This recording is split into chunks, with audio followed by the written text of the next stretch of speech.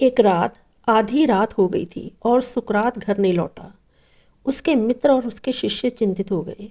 सुबह से ही वह घर के बाहर था और आधी रात तक न गांव में देखा गया था, न गांव में किसी को मिला था। और अब आधी रात हो गई है, अब तक उसका कोई पता नहीं। फिर आधी रात वे उसे ढूंढने निकले। गांव की गलियों गलियों में खोज डाला। फिर गांव के बाहर चांदनी की रात थी। वे दूर दूर गांव के बाहर भी उसे खोजते फिरे। सुबह होने के करीब थी। वह एक वृक्ष के पास बैठा हुआ मिला। रात के अंतिम तारे डूबने के करीब थे और उसकी आंखें आकाश की तरफ लगी हुई थी। वह जैसे पत्थर हो गया हो, रात भर की सर्दी में जैसे जम गया हो।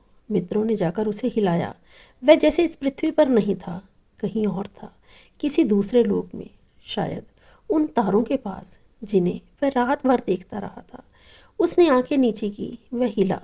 उसने अपने मित्रों को पहचाना और उसने कहा, कितना समय बीत गया होगा। मित्रों ने कहा, पूरी रात बीत गई है, दूसरी सुबह होने के करीब है। तुम सुबह से निकले हो, कहाँ थे? सुकरात ने कहा, मैं यहाँ आ गया था। सुबह के उगते सूरज को देखा, दोपहर होती देखी, सांझ का सूरज डूबते देखा।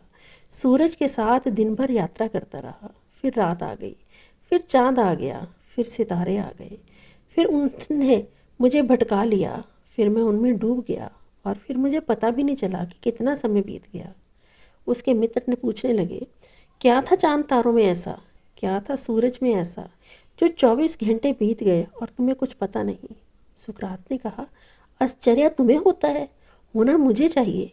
क्या नहीं है चांद तारों में, क्या नहीं है समुद्र में, जो आदमी को मंत्रमुग्ध ना कर दे, उसे विस्मय से विमुग्ध ना कर दे, उसे अपने पास ना बुला ले, अपने गीत में, अपने संगीत में ना डुबो ले।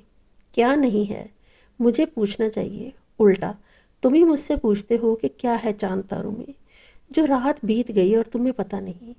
धन्य है वे लोग जो चांद तारों में, वृक्षों में, समुद्रों में, पहाड़ों में, मनुष्य की आंखों में कुछ खोज लेते हैं, जिन्हें वहाँ कुछ दिखाई पड़ जाता है।